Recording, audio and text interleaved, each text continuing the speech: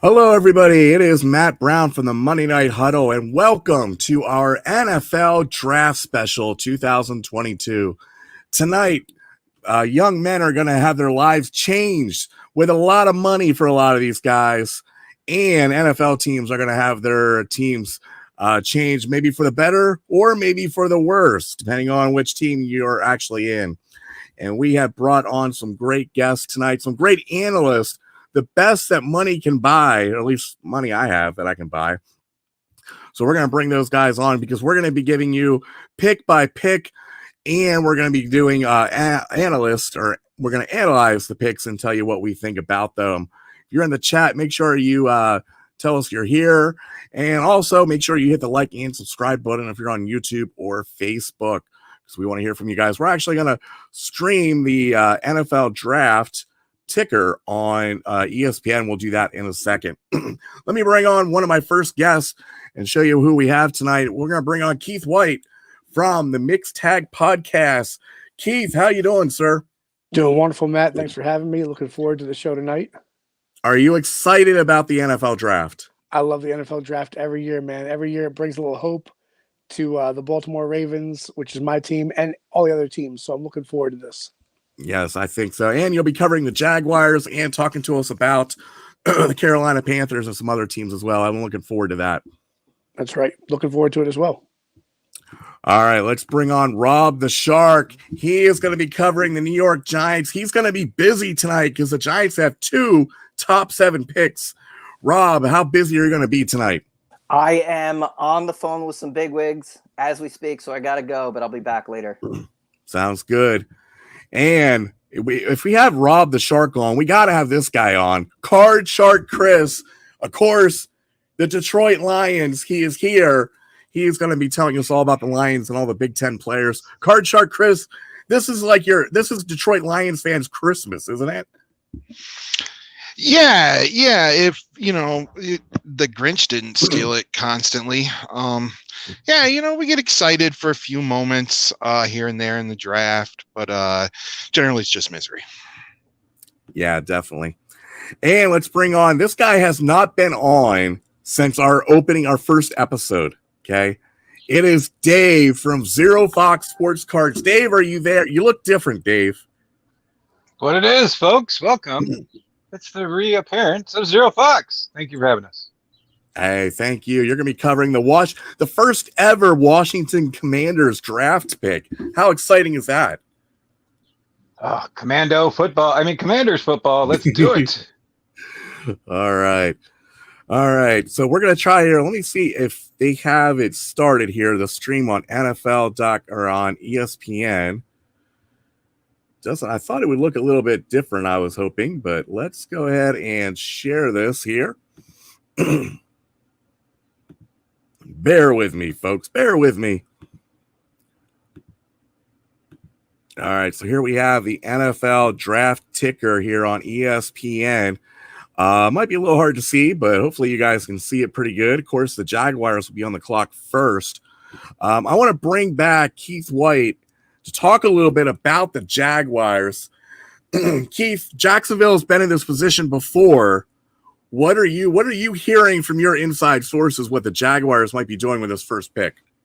So I get the chance to interview people on the Mixed Tag Podcast, and I've actually had Adam Rank from the NFL.com writer and NFL Network analyst, and he actually put out a draft where he talks about what the Jaguars should do, because a lot of the word right now is Trayvon Walker, Trent Balk, whatever how you pronounce that man's name. He has given the 49ers players in the pack to impact players like Alden Smith, but he also gave an athletic freak like Trayvon Walker, drafted one. Solomon Thomas, the 49ers drafted recently, who was a bust. And so you got to stay away from that. And I think their best bet tonight, even though all the chatter is Trayvon Walker, I think Aiden Hutchinson needs to be the pick. Aiden Hutchinson is the safe number one bet, for the pass rusher that you're looking for, a proven commodity. He's going to have like a Bosa-like impact, and that's a better situation than a Solomon Thomas for sure, who's on he's on right now He's not even his fifth year, and he's on his second team, so that doesn't translate very well. So stay away from Walker, who's raw and will probably be great, but the Jaguars need production now. So if the Khan family is concentrating less on all elite wrestling and more on their actual football team, we should see Aiden Hutchinson get picked tonight. Okay. Speaking of Aiden Hutchinson, I want to bring on Card Shark Chris because he's our Big Ten expert. What do you see in Aiden Hutchinson, Card Shark Chris, that could really help out the Jaguars? I think Kevin said it best, mentioning that he's probably the safest pick. I think that's pretty accurate. I would say great pedigree. His dad's a Hall of Famer, Steve Hutchinson. I have a couple concerns about Hutchinson. I don't know how much better he can get. I think he's a pretty polished player right now. But the thing is with Aiden Hutchinson, what happened to him in the Georgia game? Those big Georgia offensive tackles swallowed him up and ate him up. And I know, Georgia was getting the ball out quick. Doesn't matter. So I'm a little hesitant on taking him number 1 overall, but again, it's going to be a safe pick. I think he's going to be, a very, very good, solid pro, 10 plus years. He's definitely a great edge rusher, solid against the run, not great. He could be with the Lions. There's a lot of ways, the first couple picks could go. So it's going to be interesting. But I think that, was he deserving of being a Heisman finalist? No, not at all. But I think he's definitely a NFL starter right away and could help a team for sure. Definitely. And back to Keith. And Keith, it's kind of interesting, these mock drafts you have out everywhere. It seemed like every 2 weeks there was a different number 1. Yeah. There was Hutchinson, there's Walker now, there was Evan Neal. Have you ever seen a draft where there's no clear-cut number 1 pick out of this draft? No, and there's also been, this is just a draft, I think, across the board, all the way down. I think it's going to be full of surprises tonight. I feel like there's no safe bet or safe pick for any team because, the Detroit Lions are most likely, if Aiden Hutchinson isn't taken, they're most likely going to take him. I've heard the talk about, grabbing, Malik Willis or Kenny Pickett. But I think that even the Lions, and I think that our colleague would agree with us, that even the Lions wouldn't do that at number 2. I think that's a reach for a quarterback, with the skill sets and the question marks of the draft class this year. But it's a weird year. There's a lot of talent, and there's a deep amount of talent in a lot of positions, including wide receiver. But it's just overall, we're talking overall in the draft. So it's definitely the weirdest year for the first pick because there's no true number 1 consensus. Definitely. And originally Evan Neal was going to be the number 1 pick. Mm-hmm. And now the Jaguars have actually came out and I think franchise tagged their left tackle. They did, yes. So kind of helped out with their offensive line. So now they're mostly looking at defense. And, the turmoil that Jaguars had was unbelievable. I mean, you got Urban Meyer was a complete disaster, right, which I called. But Trevor Lawrence did not look that great. It's a whole new regime in there. And, is Trevor Lawrence their quarterback? So I believe he's going to be. I think that the Urban Meyer situation was just that bad. What do they call him? Touchdown Jesus. He had a great career. He's got the size. He's got the intangibles. He wants to win, and he's a leader. But I just think that Jacksonville had the worst situation possible for him last year. Urban Meyer was an absolute disaster. Urban Meyer ran away from the run. He benched James Robinson. He didn't give his quarterback the chance to succeed. So that's the biggest problem. He didn't put the right weapons in front of him. You had injuries that were a factor. So I don't think the offense is better this year than it was last year. But I think that the scheme can be better and the culture and atmosphere can be better thanks to Urban Meyer being gone. And I think that's going to make the difference. Doug Peterson has shown that he can take a franchise and turn it around and build a winning culture. So I believe that's what's going to happen in Jacksonville. I don't think that their quarterback is as bad as looked last year. I think that last year was a product of a lot of bad situations, but mostly the coaching turmoil. What a disaster! What an absolute disaster Urban Meyer was. Yeah, kind of reminded us of Nick Saban a lot, Yeah. at Miami. So it says on ESPN that the pick is in, so we're waiting to see who this pick is. You said you were going to go with Aiden Hutchinson. Was your pick, you said? Correct. All right, so we'll see if Aiden Hutchinson is that pick. Don't know how fast. We're probably a little bit on a delay compared to the NFL, compared to the ESPN broadcast. So try not to give away the picks in the comment section, but definitely want to hear from you guys what your comments are, see what you guys think should be the number one pick. Don't know how long this usually takes, but we will see. But the pick is in. We can pretend that I'm Roger Goodell walking up to the microphone. So we'll see what the Jaguars do. Maybe they'll throw a curveball, maybe they'll give us something here. On the ESPN site, they're showing the best fits, Ahmad Gardner. I think he's a corner for Cincinnati. I don't think he's going to be that pick, but he would probably be the best fit, is what according to Mel Kiper. But we all know Mel Kiper is not the best draft expert. He has the best hair of maybe all of us in this chat, but is it a toupee? We don't know. So is Mel Kiper trustworthy? We don't know, because is that his real hair? Who knows? I was telling before we started, Rob the Shark's got pretty good hair. Let me bring on Rob the Shark to see his hair. Look at this. Oh, you know what? I stand corrected. Rob the Shark. Yes. Way better. He's got the hair right there, folks. Absolutely. All right. So we are waiting for this first pick from the Jacksonville Jaguars. And this is their usual spot, number one. So hopefully they can start building something there. I mean, they got to do something. They have a great running back in James Robinson, can really put up some great numbers last year. They have some okay wide receivers, and I always thought their defense was pretty good, but their defense must have taken a big step down from the last time I saw them. They lost a lot of players due to free agency, trades, and the injury bug. So the defense that we knew from Jacksonville has been a shell of the defense that we've seen. And it doesn't help when you don't have a competent offense. I mean, if you have a bad offense, whatever defense you have, if you're tired, you're no good. So it's not really going to help anybody. But they didn't have the same defense. Gone are the days that they had all those marquee players. And that's the crazy thing about this, Matt, is that this was a franchise that grabbed some fantastic pieces on great defenses, in the the early 2010s. But what do they have to show for it now? So they're in the rebuilding process, and it's just one of those situations where they're going to have to adjust to the league and try and rebuild and put some pieces back in place. But they at least have what they're supposed to have, the quarterback of the future. So we're going to see what happens with that. Yes. And this pick is taking quite a while to come in. So hopefully Roger Goodell can tell us very soon who this pick is. Might have to even just check out another website just in case this one's not loading correctly. So I'm watching.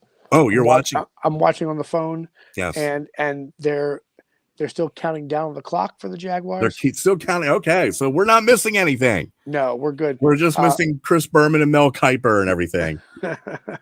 And Card Shark Chris is giving me the stretch side. So again, this is our first NFL draft show. So there's going to be a lot of just talking, just nonsense, basically. Yeah. So I do want to bring. Let me bring Card Shark Chris back on quick here, because I want to talk to you a little bit about card collecting. We're all card collectors, most of us. Usually the number one pick has a pretty good high value for card collecting, but with this number one pick, I mean, you don't usually see defensive guys or offensive linemen, really worth a lot in card collecting. Do you see a little difference this year or not?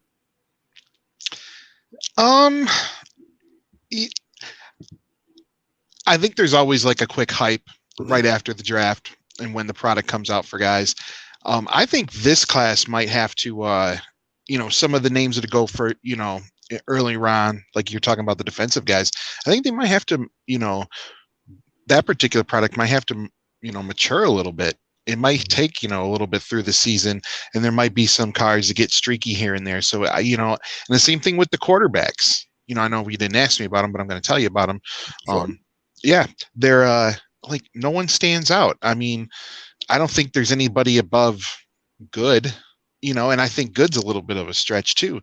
So, I think the hot names are always going to be the hot names. But with the defensive players, I think, whoever's going to get out to that hot start, that's going to push the value. Yeah. Usually the quarterbacks are the ones that really push the value. And like you said, the quarterbacks this year are not very good. Probably the best is what Malik Willis out of Liberty. So other than that, even him is really not as a stretch, I think, for, a top 10 pick. Right, for sure. And I think that they could develop, maybe a couple of those guys could have some, get some starts in the NFL, could possibly be backups and have decent, careers, make some money. But none of them are like household names that really pop. Desmond Ridder, Cincinnati, that's a regional thing. I mean, I don't care, Cincinnati can go, to the college football playoff. It's a regional program. Sam Howell played at North Carolina. I mean, North Carolina is a basketball school, and I just, and they didn't have real super impressive showing. So ups and downs again, no big names. But as soon as I don't see really any of the quarterbacks getting a good chances, like last year's class, we knew some of those guys obviously being picked high were going to get a chance. This one, I don't really see it. And I don't really see them having success, right away. But once one of those defensive players gets hot, watch those cards skyrocket. Like I can't wait to get some Jordan Davis stuff myself. Yeah, personally. Yeah, I think this draft, you don't have those marquee players, but I think some really great pieces to actually win games, offensive linemen and edge rushers and some good corners and everything. I think those are the guys that are actually going to help win games, but they're not the flashy pick. They're not the big wide receivers and running backs and, quarterbacks out of this draft. So even let's see what happens. Yeah, the wide receiver group is definitely talented as far as skill positions, but I mean, a couple of those guys, or at least the kid from Alabama, was injured. But again, I think Keith said it really well that it's definitely a really deep class this year. No super outstanding, real high level guys, but it's deep. All right. Well, our pick is in. Let's talk about the pick. The pick was Trayvon Walker. Keith, you're here. What do you think about them taking Trayvon Walker? I mean, it's not the safe bet, but it is a pick with tremendous upside. He's going to be a guy that if he produces at the level that he is projected to have the chance to produce, he's going to be fantastic. And the Jaguars do what they do, which is, they're not always conventional. And I'm hoping that he fits their defensive scheme correctly. So, this is a situation now where, they didn't go with the, I guess the consensus, and they decided to go with who fits their franchise the best. So, that's okay. Now it's going to be an interesting situation. You might want to bring our card shark friend back because, what's going to happen is Detroit going to take Aiden Hutchinson. And he made a great point, by the way, that I feel like it's a pattern now.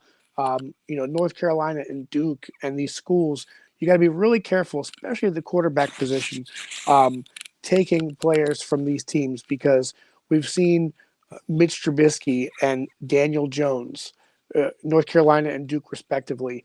And when they're taken early and high, and remember how many picks the Bears gave up for Mitch Trubisky. Now, granted, he had a horrible coaching situation, or it ended up being horrible, with Matt Nagy, University of Delaware alumni. But it's a cautionary tale with the ACC.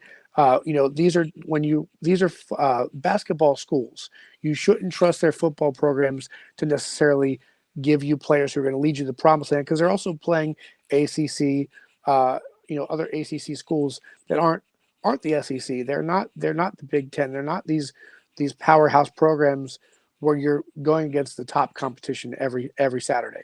So it's really important, I think, that we kind of remember that. And I wish some GMs would do the same. Right. Thanks, Keith, for that. Card Shark Chris, a team near and dear to your heart is on the clock. the Detroit Lions. Tell me, is Aiden Hutchinson the pick really going to be? I think so. It makes a lot of sense. They're going to sell some jerseys right away. Hometown kid. The last time they picked the hometown kid at number 2 was my cousin, Charles Rogers. R.I.P. Chuck. We miss you. Shout out to you. But yeah, I think they go with Hutchinson. I think there's upside and downside to both Hutchinson and Thibodeau. Again, I think the safer pick, more polished player right now, would be Hutchinson. I think Thibodeau can definitely have some room to blossom. And going back to Walker being drafted number 1, I listened to a lot of Detroit sports talk radio, and there was some rumblings that was going to happen. And, you look at a guy that size, that's kind of a one-year wonder. I mean, his stats really weren't particularly awesome, but he's kind of growing and blossoming into his position. So I think that, Jacksonville obviously has a plan for that guy. I think Aiden Hutchinson is definitely the pick here. I'd be surprised if it's not, though. If it were me, I would love for them to trade back a little bit. They have some draft capital. I want to see Jordan Davis. Right. But I think it's going to be Aiden Hutchinson. It's got to pain you as a Michigan State fan that your favorite team is going to draft a Michigan player. And actually, we just got the pick. Aiden Hutchinson was drafted. But how does that feel as a Michigan State fan that Aiden Hutchinson is drafted? It doesn't bother me too much anymore. I think Aiden was 2-1 or 2-2 against MSU in his career. He did they finally got their first Big Ten title after 18 seasons. So, good for them. But when they get to the pros, it's not a big thing. Like I think the Lions needed an edge rusher. Mm-hmm. Super big priority there. They fulfilled that need. Hopefully he gets some sacks. Hopefully he can be a disruptive force. Hopefully, he had that junior year season-ending injury, and he had a monster year. But again, when he went up against some of the bigger, badder boys, they kind of ate him up a little bit. But we'll see. But again, no hate because he's from Michigan. I'm just glad the Lions made a good choice here, going with rush edge for sure. Unless he plays really poorly and is a bust. Then you'll say because he's from Michigan. No. I mean, he deserves. I mean, he went and he earned what he earned. Again, I don't think was a Heisman finalist, but like Michigan has one of the biggest fan bases in the country, and it sells to put a guy with that brand in New York.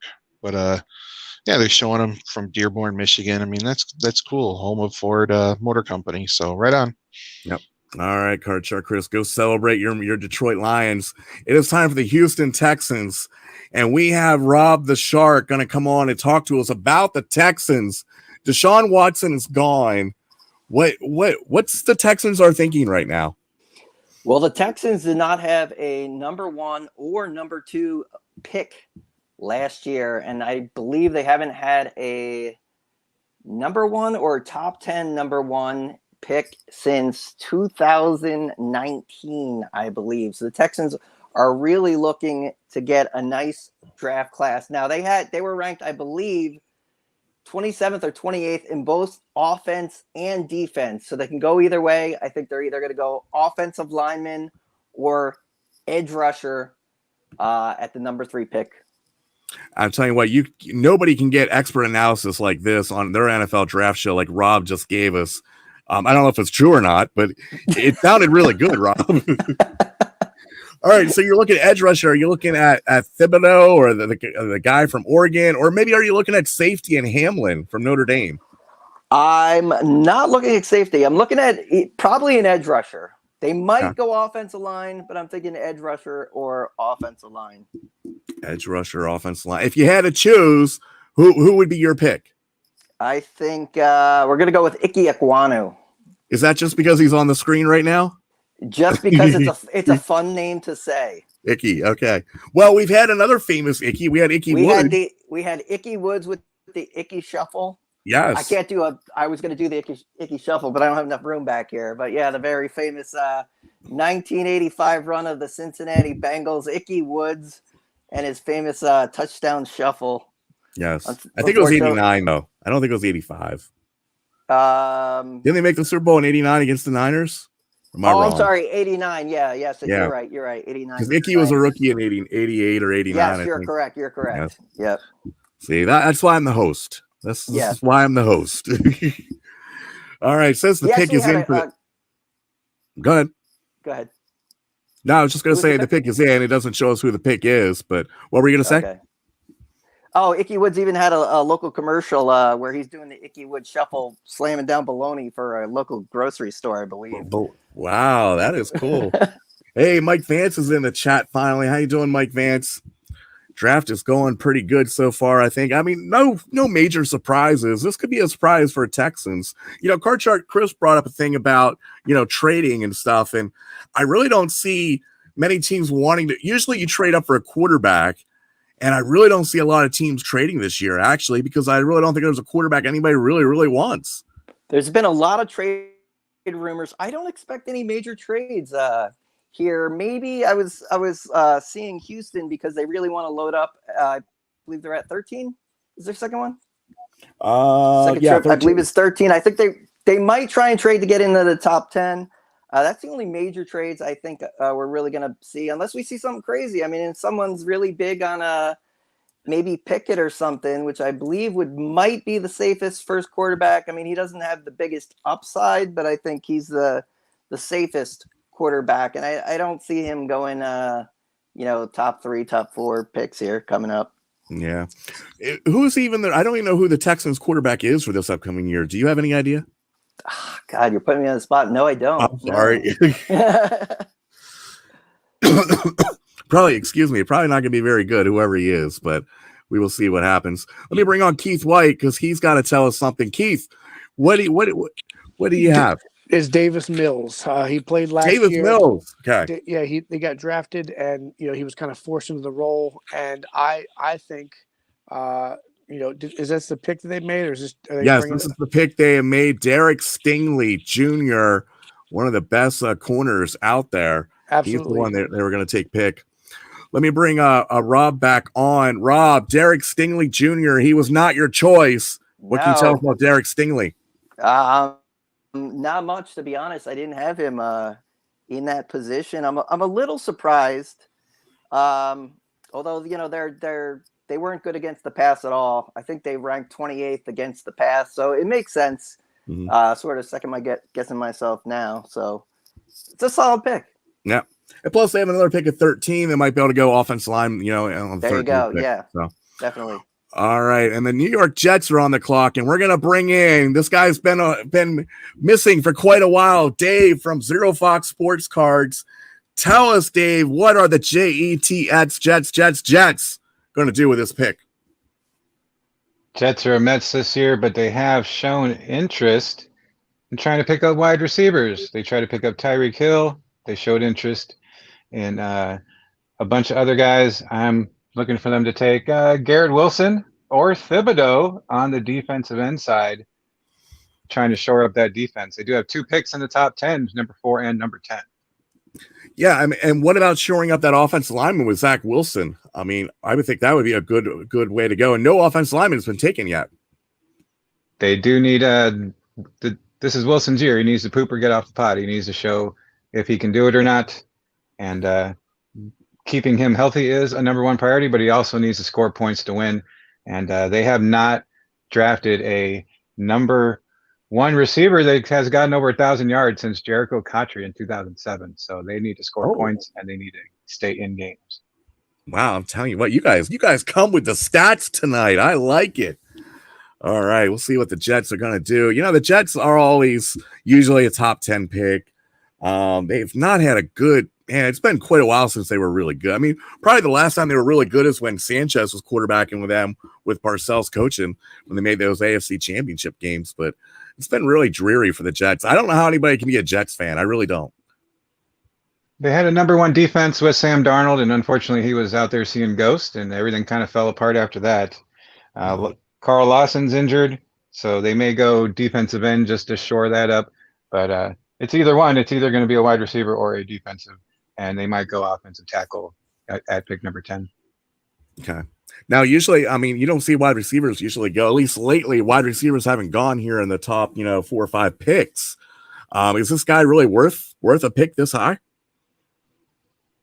Had they not shown so much interest in trying to get one, they really went after Tyreek pretty bad, as well as a couple of the other guys. So I'm thinking that is where their priorities are right now.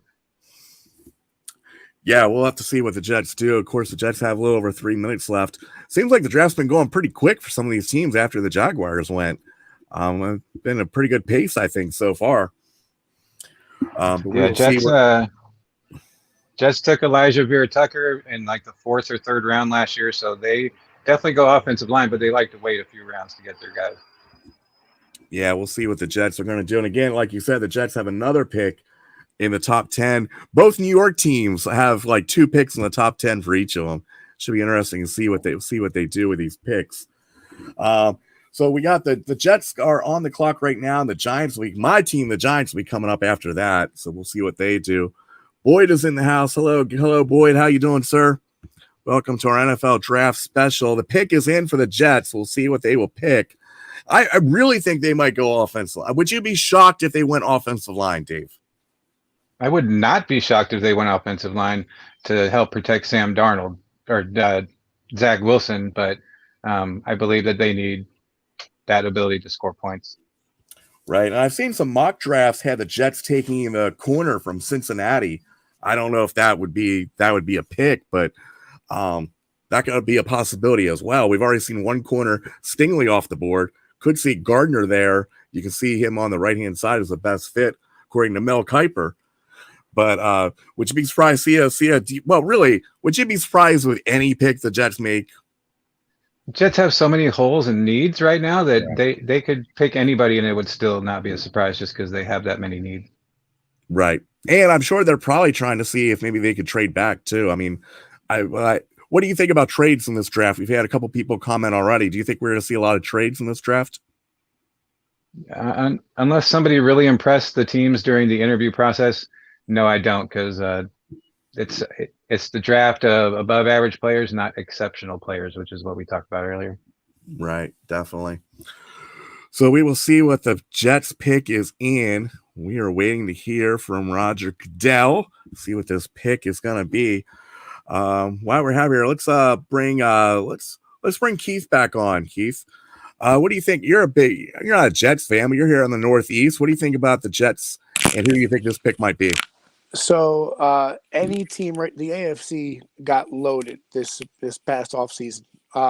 It's loaded with quarterbacks. So if you're going to compete in any way, shape, or form, I think this pick needs to be Sauce Gardner because it needs to be either an edge, a pass rusher, or somebody in your secondary. So I think while I think that the best move is going to be Icky, to help your young quarterback, you also have to remember that right now the AFC is loaded with quarterbacks, especially that AFC West. But even in their division, you have Josh Allen, who's a stud. You have Mac Jones, who's only growing as a quarterback under Bill Belichick. You could never count Belichick out. And Tua, not many people like him, but he's got weapons. So, got Tyreek Hill.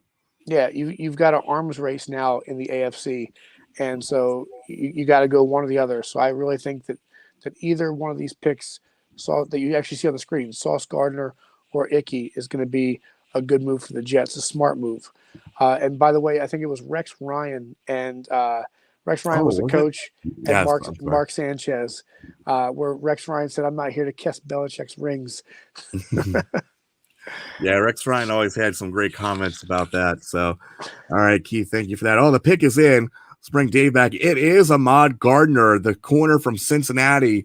Dave, do you think this was a mistake by the Jets? Jets?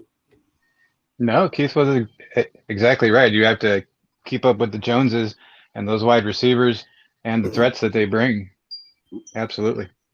So definitely. All right, let's bring on Rob the Shark again because it's my favorite team. It's Rob's favorite team, the New York Football Giants, baby. We are on the clock. Our offensive alignment is there. Who are we going to take, Rob? We both talked about it before, and I agree. Evan Neal, there was some talk about him pre-draft, and I did research it. It seemed like there was just a lot of rumors surrounding him, and that most reputable reporters were saying that any of the problems with him were not true. So he's here. I think we got to take him or Ike Ekwonu. But I like Evan Neal, really big guy, 6'7", 337. I believe two of his uncles played in the NFL. His father played at Tulane. So I'm thinking Neal, but Ekwonu wouldn't surprise me either. Was this the ultimate like Giants wet dream? Basically, no offensive lineman is taken until we're picking at number 5. We have our choice of offensive lineman. Right. So the Giants, I'm sure, did their research, so they know who they're taking right now. They have a little better knowledge than you or I, as much as I'd like not to admit that. Of course, they have better knowledge than you and I, so they know who th're going with. Probably offensive line here. Yeah, and we have a new general manager, too, from Buffalo, new head coach from Buffalo. It should be interesting to see, his first draft, what he's going to look at number 5, and then also later on at number 7. Yeah, I'm really interested to see what the Giants are going to do. I mean, I don't know how much faith there is in Daniel Jones. They didn't pick up one of his extensions. Mm-hmm. I think Daniel Jones is an above average quarterback. He doesn't have a high ceiling, but if he's going to have any chance at all, we got to protect him. I think you go O-line here. We got Thomas on the left tackle there, and Neal, by the way, can play almost any position except center. So I think he might be the better pick here just because of his diversity to play any position on that line. Yeah, and I think Daniel Jones gets a bad rap. I mean, look what happened to our team when Daniel Jones went down last year. Mm-hmm. Like, we weren't just bad. We were historically bad offensively without Daniel Jones in that lineup. Mm-hmm. And I think you put, with Daniel Jones, at least we were kind of competitive in some games.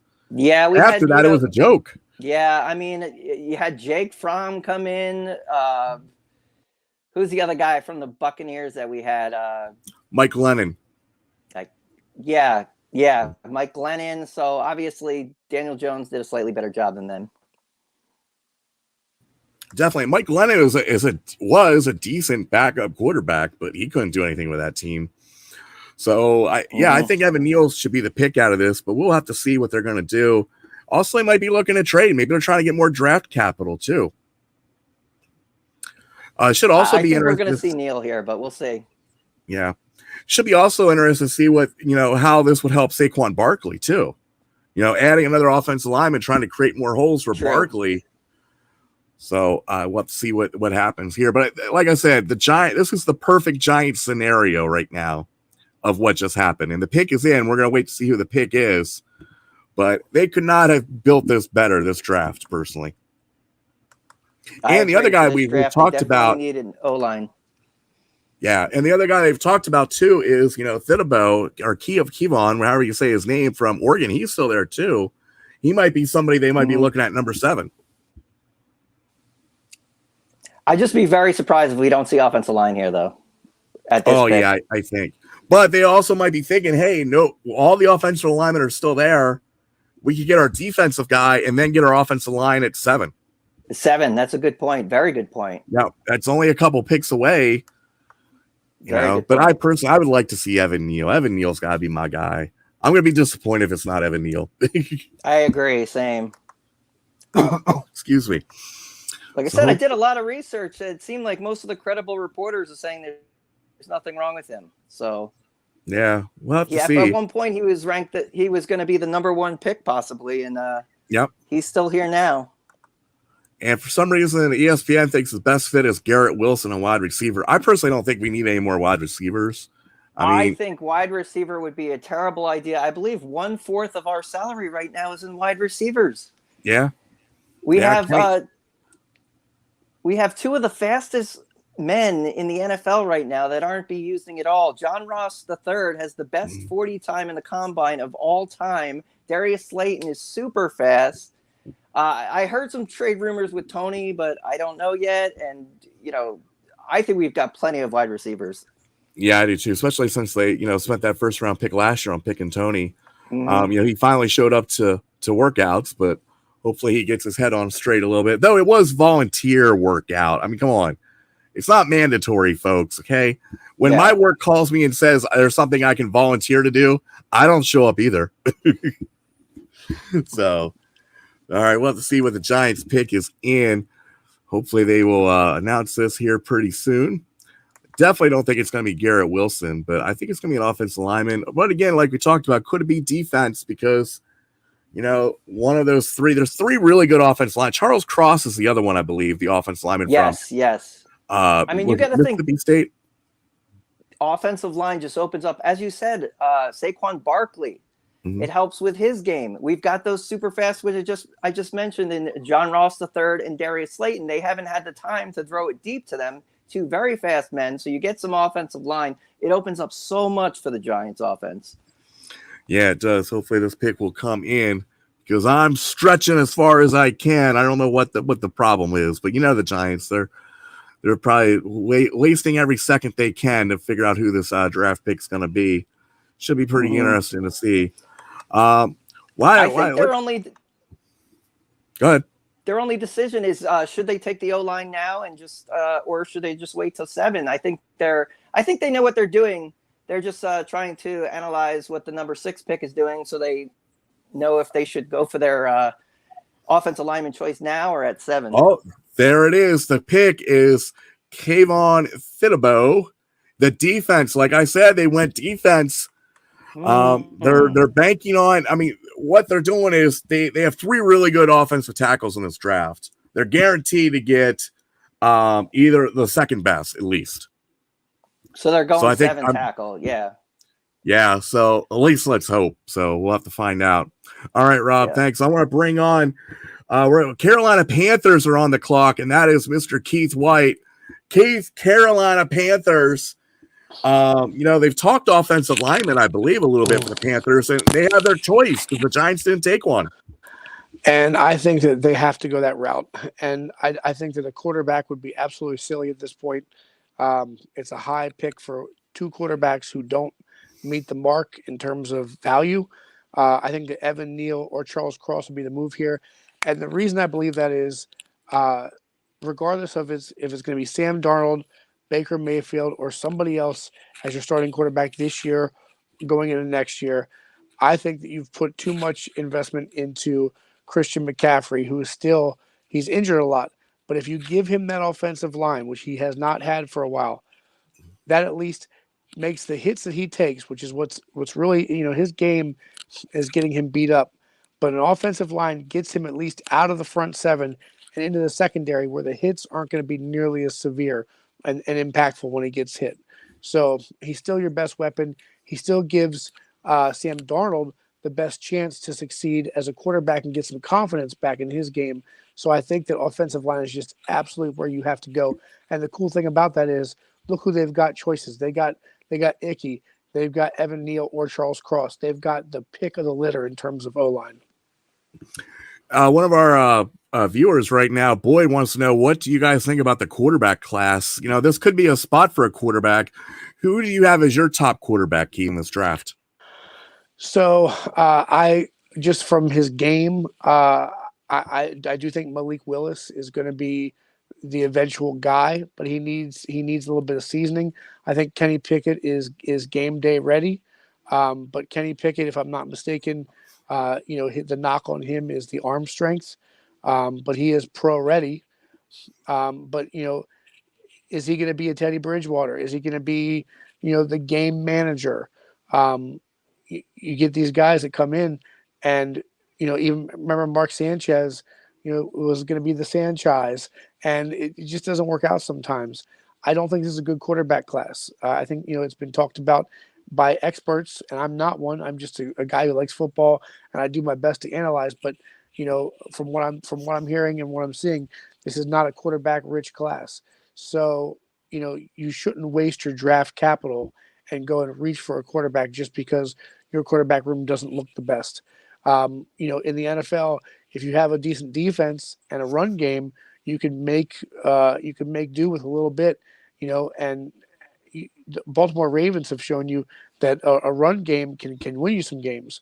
So there's plenty of teams that have shown that you don't necessarily need to have a franchise top 10 quarterback to at least be competitive. And the Carolina Panthers have so many holes that they can't expect to be competitive, even though they're in a really rough division. But at the same time, the division they're in, they have no chance of overtaking the Bucs. So it's a rebuilding year. So that's all they have to hope for. That's why they're picking where they're picking. That's why they're picking where they're picking, man. We knew who they were. And we let them off the hook. Yes. Are you surprised the Alabama quarterback didn't come out in the draft? What is that, Bryce Wilson? I don't know if he would have been eligible to come out in the draft, but if he would have came out, I mean, he probably would have been definitely the number one quarterback taken. I think now what's interesting is with the name, image, and likeness that we see, it's going to be harder for quarterbacks to come out early because they're going to be able to make money in college. They're going to be able to make money when, when their game is the hottest. Could you imagine Johnny Manziel or Baker Mayfield in college with name, image, and likeness making ridiculous money? I think that he's now that he knows that he can earn a living as a college quarterback, a one that's actually legal and not under the books. I think that you're going to see him stick around and get that extra year and try. I guess he could have been like the man this year, but at the same time, what analysts had nitpicked at him, because remember Tua was an Alabama quarterback as well. And ever since he was drafted, he's been scrutinized. He fell in the draft, not even just because of an injury, but just because of his gameplay. So just because you're an Alabama quarterback doesn't automatically mean that you're going to be the man. True. And we all know Johnny Manziel got paid very well in college. Yes, he did. Definitely. But could you imagine name, image, and likeness, though? He would have been paid even better. Yeah, he definitely would. All right, the pick is in for the Panthers. We're waiting for the Panthers to come up on this, and after that, we got my Giants are up again, so I'm gonna be excited about that. I think the Panthers. It could be. I think it's got to be an offensive lineman. Actually, they they have Garrett Wilson as the guy as the best fit, but DJ Moore did a really good job for Carolina at wide receiver this year. He was on my fantasy championship team, so I have a little spot in my heart for DJ Moore. DJ Moore for 2 years now has been very consistent for the Panthers. So I think that you don't have to necessarily worry about that position, especially here. The wide receiver, is going to drop off in this draft a little bit, but this is too high for one. That's my thought. And by the way, kudos to the Giants. I think that they're smart because, like you said, with the depth of the offensive line versus the depth of the pass rushers, they did a good job. Now let's hope, because the knock on Kayvon is his work ethic and him building his brand. And good Lord, if you're going to build a brand and put everything on you, New York City is the place to do it. So I really, really hope he doesn't get swept up in that. But in terms of football strategy, drafting the edge rusher was a smart move, and then they can go grab a really good offensive lineman next pick. Yeah, he kind of reminds me of a young Jason Pierre-Paul too. Jason Pierre-Paul is coming out, I think, of South Florida. One of those athletic edge rushers, and did really well for our Giants until, he had his little 4th of July little accident. But still, and then he went on and played with Tampa. Has done great with Tampa Bay. Yep. As long as you get worried about the head cases, Odell Beckham, you get worried about Plaxico Burress. New York is not for everybody. So I really hope that Kayvon, I can never pronounce the guy's name. Yeah, I can't either. I just really hope that he's not going to be who they think he is, and I hope that it's just naysayers and haters. But the worry is that he's going to only care about social media and branding and things that the modern player cares about. I really hope he actually just cares about X and O's. Yeah, I hope so too. Hopefully this Panthers pick comes in very soon. Could go a lot of different ways. Good surprises with a quarterback. Who knows? I don't even know who the GM for the Panthers is. Or is it their head coach is doing both duties? I don't even know anymore, to be honest. Okay. I didn't check that out. That's all right. I don't know either. I hardly know anything. I think it's going to be Malik Willis if they are going to go quarterback, but I think that's just a poor choice. I hope they don't, because this is a team with a lot of needs, and protecting any quarterback this year, next year, or the year after means you draft an offensive lineman right here. So let's see what they do. Yeah. And they brought back Cam Newton last year. I mean, who thought that would happen? Out of desperation. That tells you how bad the team was. Yeah. So let's see what goes on. Oh, there it is. The pick is Ikeem, however you say his last name, offensive lineman. What do you think about that pick, Keith? I want to go with Ekwonu, and I think it's a great pick. I like you said, we talked about Ekwonu, Evan Neal, and Charles Cross.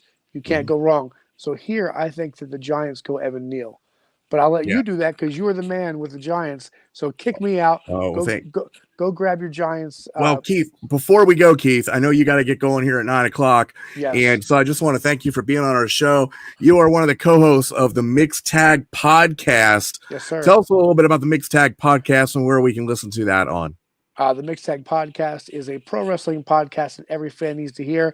We talk about the WWE, AEW especially, and also smaller promotions like Major League Wrestling, the NWA, Impact, New Japan, all the others, ROH. We go all over the place. Next week, we're going to have you on the show.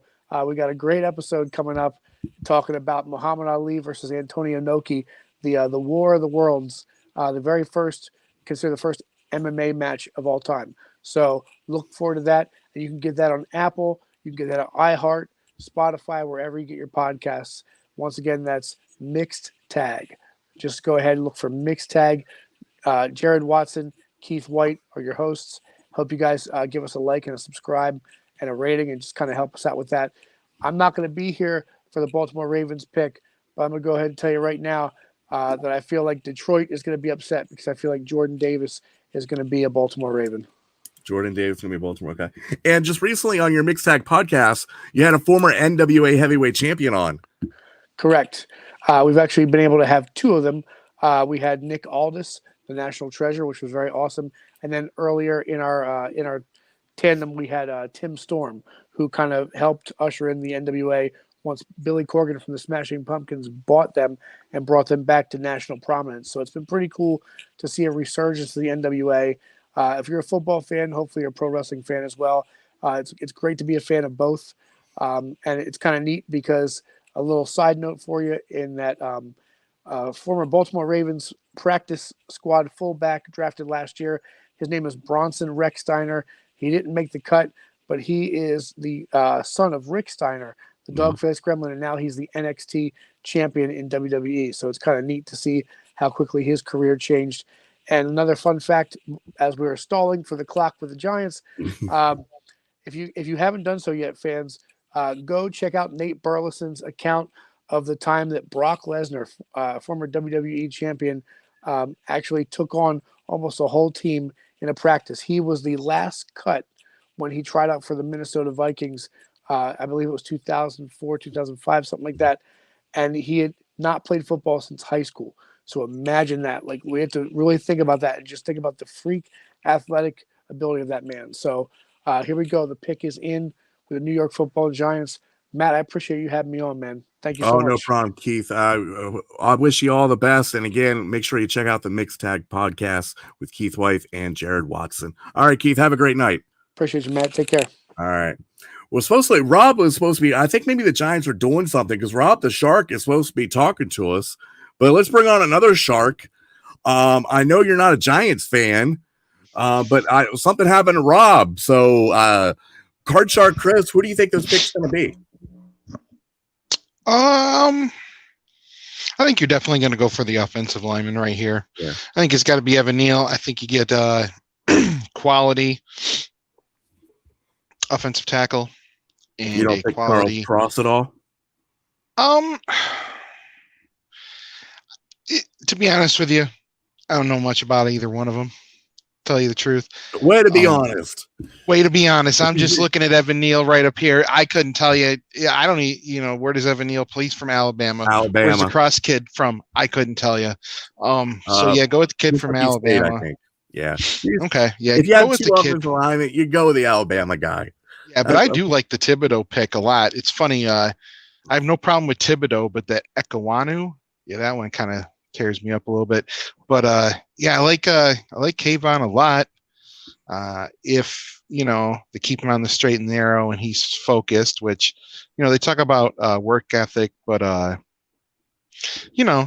it's a different game with these kids nowadays. So Yeah, Rob Great the Shark pick there. he's having They could technical definitely have a good. difficulties. Oh, Rob, get back soon, man. Yep. The Giants. And look at that. Oh, it is Evan Neal, offensive lineman from Alabama. That was my perfect scenario for my Giants. Getting Kayvon and Evan Neal. Those were the two guys I wanted. I'm going to sleep really good tonight. Yeah, So- you should be excited. I mean, for having picks at number 5 and 7, you got some really great values. You got some cornerstone guys. You know, the game's won in the trenches.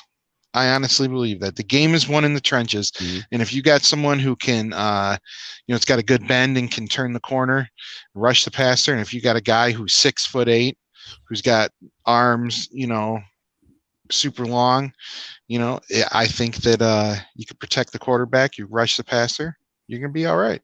I think so. Again, guys, we're going to be here until 10 o'clock tonight, so we'll see how far we get in the draft. But the Atlanta Falcons are up next. And Card Shark Chris, you're living in Georgia. Yes, How I far live in. away- Yeah, how far away from Atlanta are you? I'm about 30 miles north. Wow. Yeah, So just on the outside of. So you know everything there should be about the Atlanta Falcons. What's the word down there in Atlanta, who they might be looking at? There's a lot of talk of it going to the offensive side of the ball, and really that's what they need. If you look at the roster, if you look especially on the offensive side of the ball, Cordell Patterson and Kyle Pitts, and that's about it. They do have some need on the offensive side of the football, offensive line. They drafted the kid out of Michigan last year who probably should have stayed and played, had a so-so rookie season, Jalen Mayfield.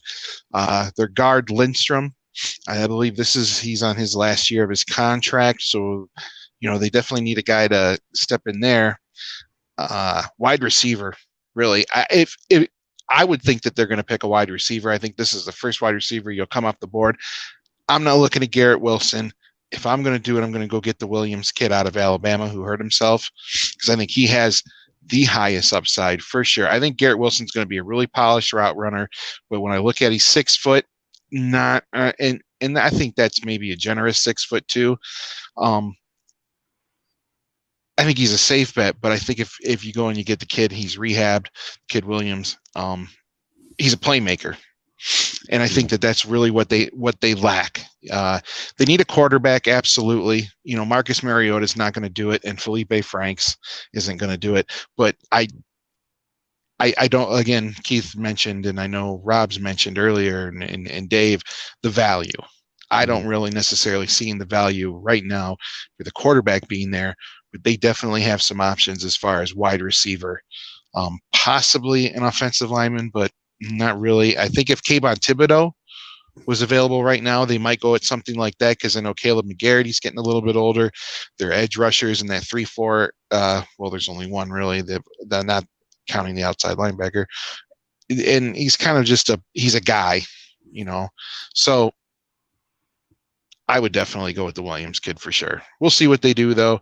I know that they have a new general manager in place there, second-year head coach. So it'll be interesting for the Atlanta football Hawks.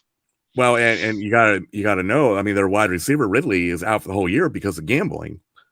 Yes. So that's a huge hit.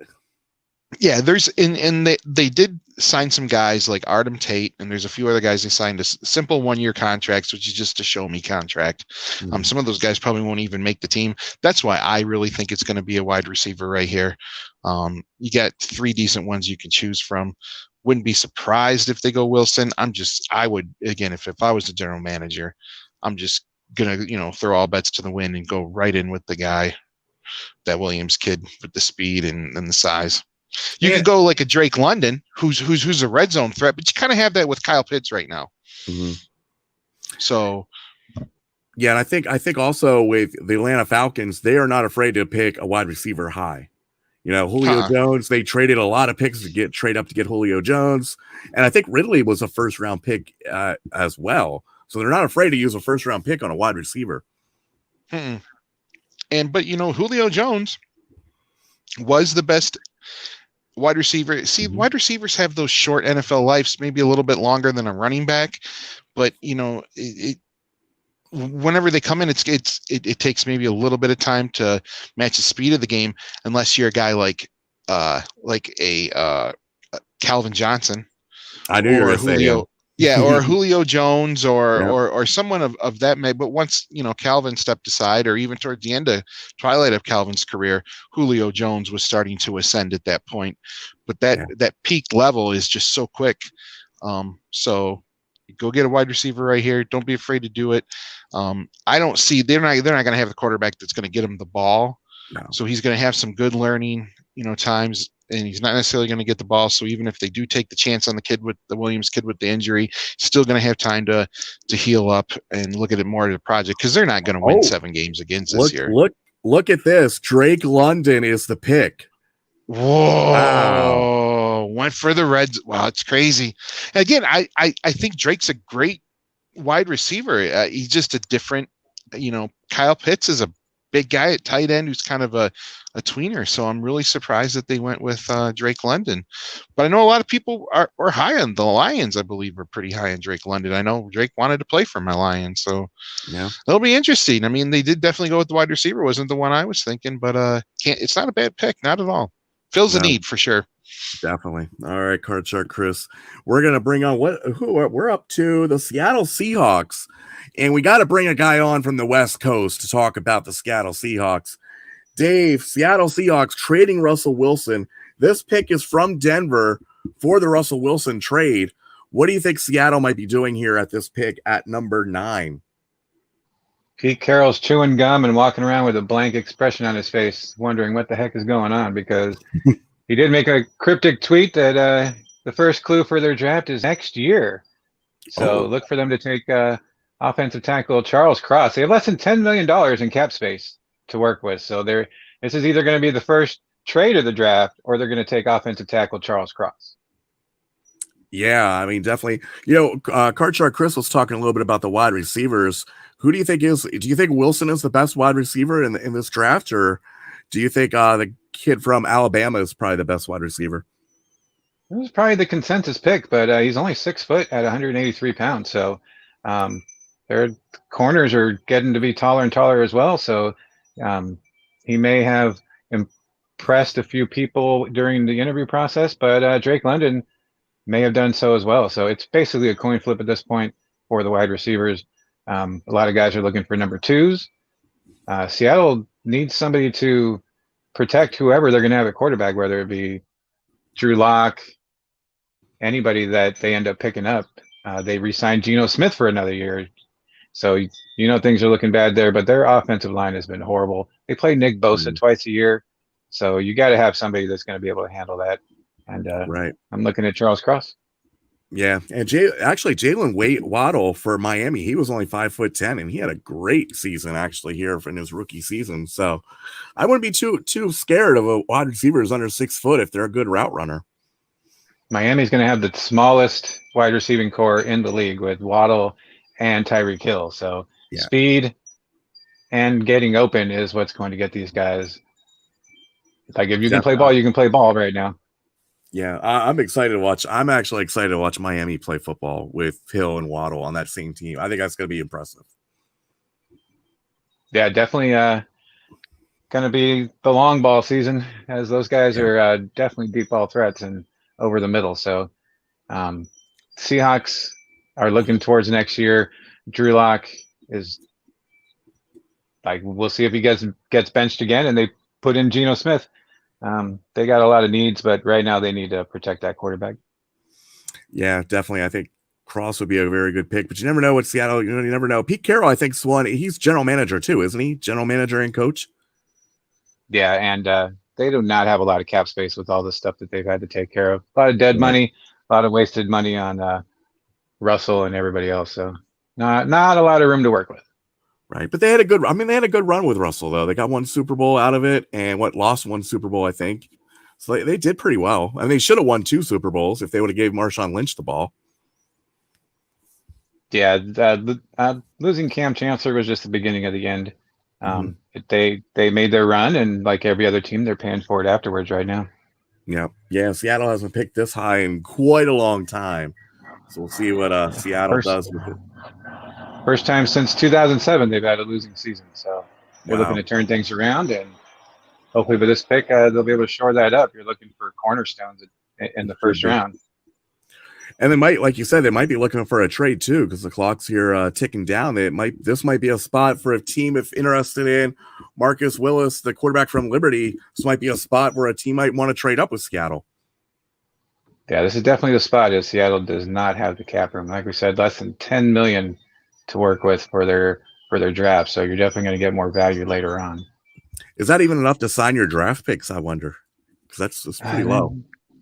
Yeah, that is not a lot of money. So they are either trading out of this spot or they are going to be not paying whoever they pick a lot of money because they don't have it. Or they're going to be releasing or restructuring some contracts or something. My Giants were the same way. We did not have very much money at all. We had to restructure a lot just to get down where we might be able to sign all of our picks. So it's a tough situation for some of these teams. Yeah, you get stuck on some guys and they just don't perform the way you thought they were, and you end up stealing away their contracts in trades and getting stuck with over half the salary. So while we're waiting for Seattle, let's talk about, this pick used to be Denver. What do you think about Russell Wilson in Denver? What do you think that's going to look like? It'd be a good fit. It's the retirement home for quarterbacks nowadays, right? Peyton Manning, all those guys went there. So it's true. If he can win a championship too, that would top it off there. Denver reputation for great defense, and you just have to score in the red zone when you get there. That's the key to all these teams. Kicking field goals will not win you games most of the times. That is true. The pick is in with Seattle, so we'll see what Seattle's going to do. You're seeing Charles Cross. I don't know who they're going to pick. I really don't. So we'll see here. Of course, the best fit, according to Mel Kiper, is Charles Cross, but best available is Garrett Wilson, the wide receiver from Ohio State. So we'll see what pick coming in. After Seattle, it's going to be the New York Jets again. So we're going to keep Dave on here for a little bit. Don't want to talk about the Jets just yet, but we have the Jets coming up, and then we also have the Commanders. Are you excited? You've been a Washington fan for a long time. Are you happy about the name change, Commanders, or did you want to go with something else?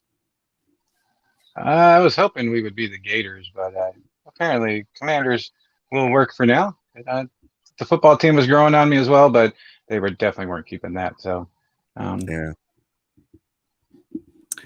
see what we get here.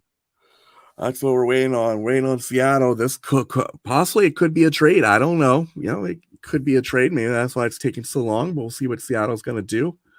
The first draft pick without Russell Wilson, so this should be pretty interesting. Especially Russell Wilson might be like, "Hey, you're finally drafting an offensive lineman for me. Maybe you should have traded me." Yeah, he's been waiting for that for a few years. So this might be the one time. Yep. And Mississippi State, of course, is where Charles Cross played. He is 6'5", 307 pounds. He's a big boy. These offensive linemen are huge in these drafts. So we'll see what the Seattle Seahawks going to do. I want to bring on really quick Rob the Shark. He's finally back on for a little bit before we're waiting for this pick. Rob, we didn't get your expert analysis on the Giants. What'd you think about Evan Neal picking for the Giants? And you're muted. So while we're waiting for Rob to unmute himself, we'll go back to Dave. We're waiting for the Seattle pick. And I think Rob is still talking. Oh, here it is. Charles Cross. You were right, Dave. What do you think? What do you think about Charles Cross on that Seattle team? Is that a good fit for them? It is. They need somebody to protect that quarterback and to get a year of experience before they pick their quarterback of the future next year, or go for one in free agency. Yeah. All right, now we have up on the clock is the Jets. First pick for the Jets. Who was the first pick for the Jets? It was I don't remember. Yeah, it was the cornerback from Cincinnati. Where do you think the Jets will go here when at number 10? Where do you think the Jets might go? They could go Wilson, or they could go edge. I'm not sure about Jermaine Johnson. He is the fourth player going right now. It's need or best available. So, right. And you were talking about wide receiver. You were talking about wide receiver there at the fourth pick. So you would think that maybe wide receiver might be the spot where they might go for. for the Jets at number 10. Who do they have at wide receiver? I know they had Jamison Crowder. Is he still there? They have, let's see, I'm hoping they go or defensive end so that my Commanders can pick up Wilson, but okay. We'll have to see. We'll have to see what the Jets do. All right, I think Rob got his thing fixed. So, Rob, are you unmuted now? No, Rob's still muted. It's like Rob never does YouTube videos, you know. So we'll bring Dave back on while Rob tries to get things figured out over there. A guy who does YouTube videos doesn't know how to unmute himself or something. Jets have Corey Davis, who is a questionable number 1, Elijah Moore in the slot, and Denzel Mims. So they could definitely use a number 2 to complement Corey Davis. Yeah, definitely. I mean, Corey Davis is, you know, he's been labeled kind of a bust. You know, he was drafted by Tennessee, first round pick, I think. Never really lived up to his potential. So they could really use a top wide receiver. Absolutely. So. We'll see if Wilson is that. They could also go defensive end, as they need an edge rusher to put pressure on the quarterbacks that they have in that division. Your guy was talking about all the great quarterbacks in that division. You need to get them off their game if you want to stay in the games here. Or maybe even the safety Hamlin. I mean, he was supposed to be like a top 5 pick. That might be another way they might want to look at. Yeah, absolutely. We talked about this earlier. Jets have so many holes. We would not be surprised with anything that they do at this point, just because they need help at every position, basically. Yep. All right, Rob had to get going, it looks like, so Rob won't be around. It's just Dave and Card Shark Chris for the rest of the day. So hopefully they have a lot to talk about. Let's bring Card Shark Chris on, because we don't have anything else to talk about, Card Shark Chris. Yes, sir. I know you're not a Jets fan, but do you think wide receiver is a spot to go for the Jets here? Yeah, they can. Yeah, sure. You know, sure.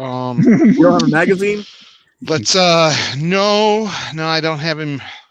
You have any Spider-Man comic books?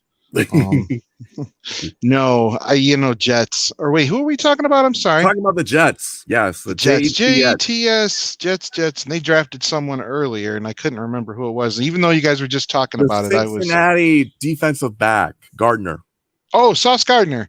Yes. Yeah, the Jets. They're pretty terrible. I was surprised. I was thinking that maybe they would make a move for Deebo Samuel with the. Their coach has the tie to him, but apparently not going to do that. So,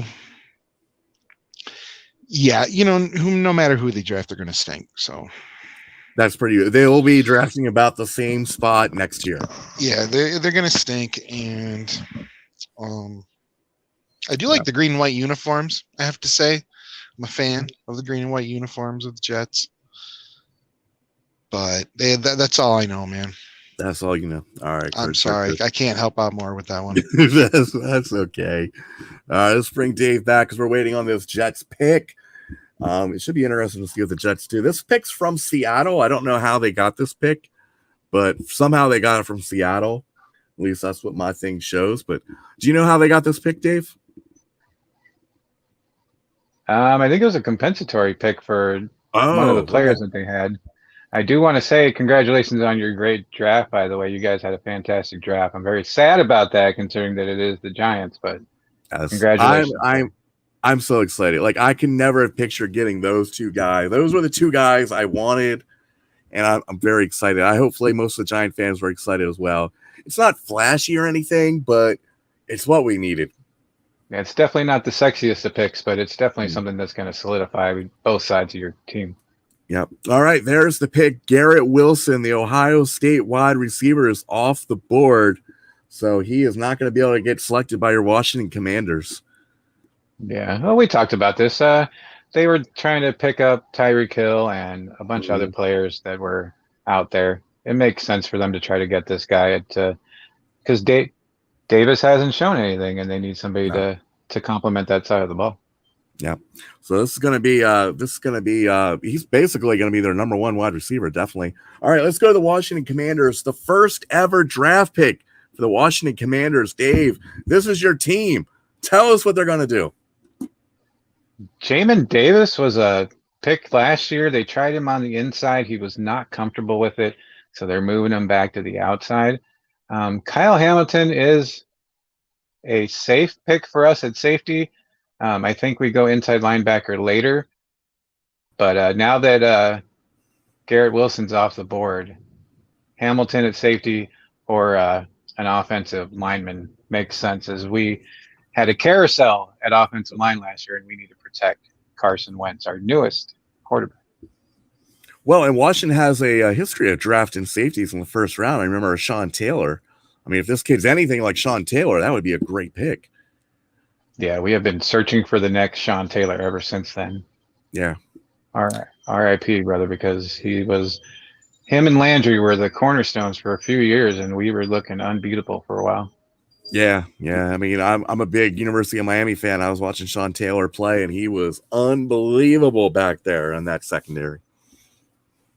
Yeah, I would not be surprised if they go best off the board, Kyle Hamilton, but I would also not be shocked if they try to shore up a guard or center for protection for Carson Wentz in that running game. Now we talked a little bit about wide receiver because you wanted them to take the Ohio State wide receiver. What do you think about Jamison Williams coming over to? He is actually 6'2", they're saying here. So what do you think about? He fit right in with the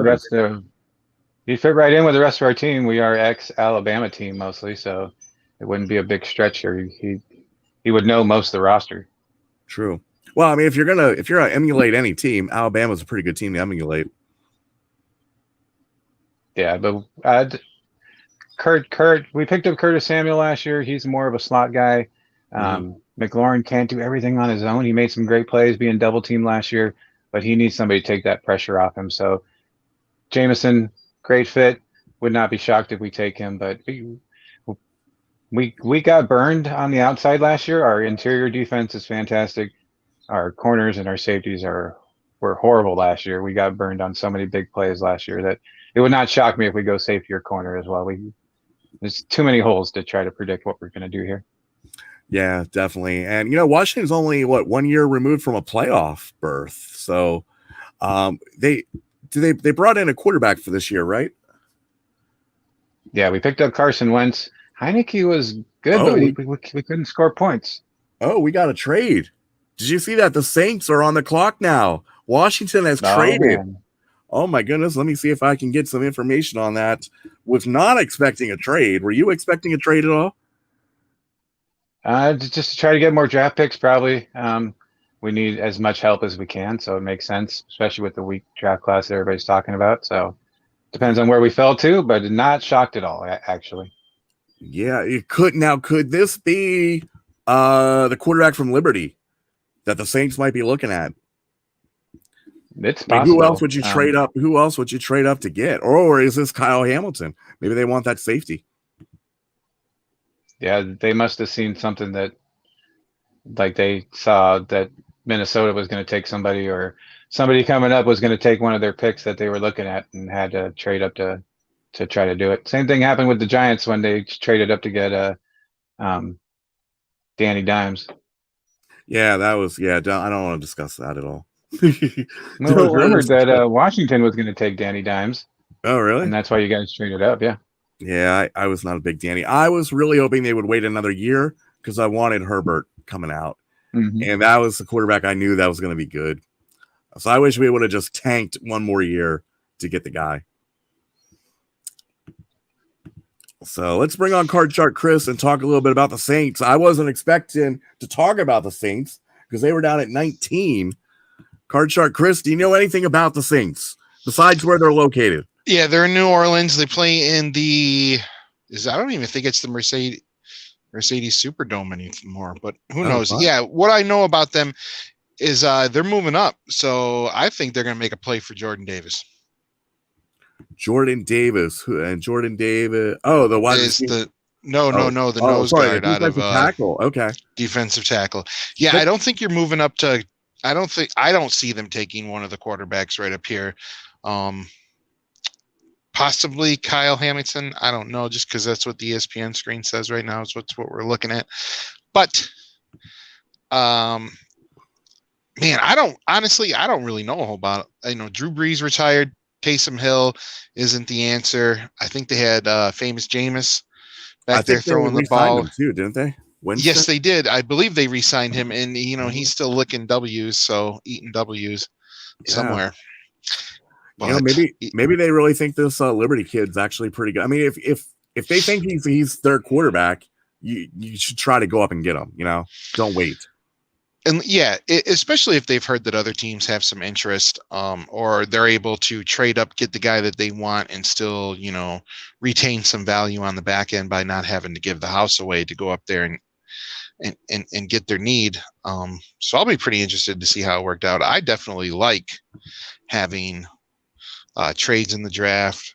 It gives it a little something different, something to talk about, throws a little monkey wrench in it. So yeah, we'll have to see, man. Not really sure. I'm kind of wondering. I haven't found any information yet, but I'm kind of wondering how much the Saints gave up to move up from 19 all the way to 11, 8 picks. Or actually, they were at 16 too. So maybe they moved from 16 up to 11. I'm wondering how much they gave up to move up that 5 spots if they traded the 16th pick. I'm not sure. We'll find see. out eventually. It would be kind of neat if it was like a multi-team, like tiered trade or something. Before the draft started, a couple weeks ago, the Saints made a trade with Philadelphia, trading a lot of draft picks. I wonder if that was their plan on trading a lot of draft picks, get a lot more draft capital to move up and get that Washington pick. Yep, and that probably is what's about to happen here. Yeah. We will have to see. The pick is in. We're waiting on the pick. Don't know who it's going to be. We're all stumped. We don't know who the pick's going to be, folks. Really don't, but we'll have to check a look here.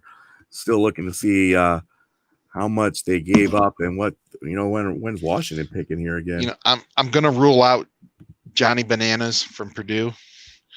The halfback Johnny Bananas from Purdue. I don't think he goes at this spot. Possibly in the later rounds. But I'm thinking maybe just he might even be a free agent signing. So okay, yeah, probably not going to be him then.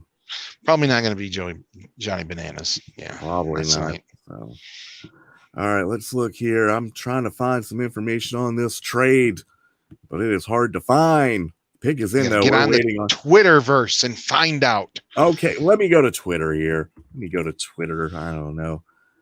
I thought they'd have like a section there for who should I follow?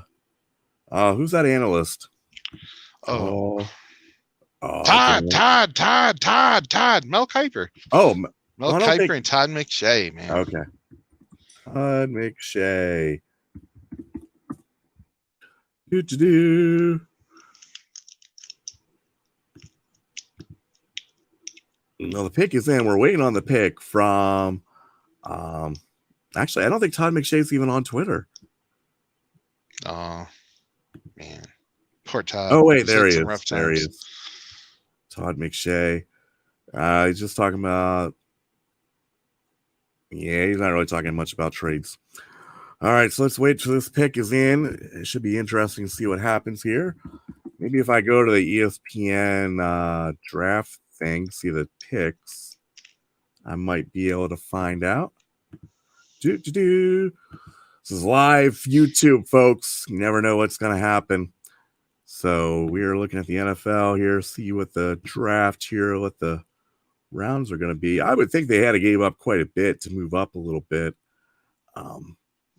Those teams really don't, who at this point, I really look at it. Who at this point is really the best player? Sure, Chris, I think got a thing. Dave coming back on. Dave, have you heard anything about what New Orleans gave up on this trade? I haven't heard anything about what they gave up, but 2 wide receivers off the board makes me think that they were worried that another one was going to get taken. Yeah, I mean, it could be. I mean, they could probably use some wide receiver help, I would think. Oh, yeah, they're really shallow at wide receiver. Taysom Hill played decent, but he had nobody to throw the ball to, so we'll see if they go that route. Yeah. Well, this pick's taking a while.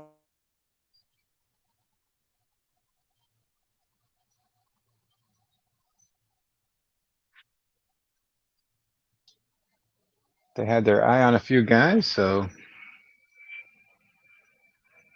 we'll see how that goes. Vikings are up next with the pick.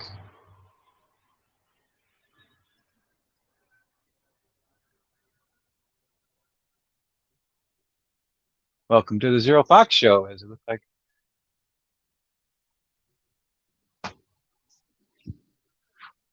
I'm the one going here, so welcome everybody. Looks like Hotbox and Card Shark are off the table. You are tuning in to the Zero Fox Show. Welcome everyone. Thank you for joining us. Catch us on Zero Fox Gaming, where we play MLB The Show, NHL 18, and many other games, Minecraft as well. How to play Minecraft horribly is what we do. I'm back. Oh my goodness. Boom. I don't know what happened here. Let me share what we got going on here. I don't know if you guys heard me, but this Washington's going to be picking at 16. And it looks like that pick was who was that pick? So who did they pick? Anybody know? Oh, Chris Olaf, wide receiver for Ohio State. Were you guys expecting that at all?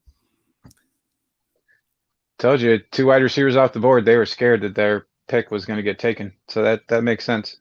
Right. And we bring Card Shark Chris in because the Lions are up now. Yeah, What the happened? Lions moved. They must have moved up. They must have moved up. I'll tell you what. Okay.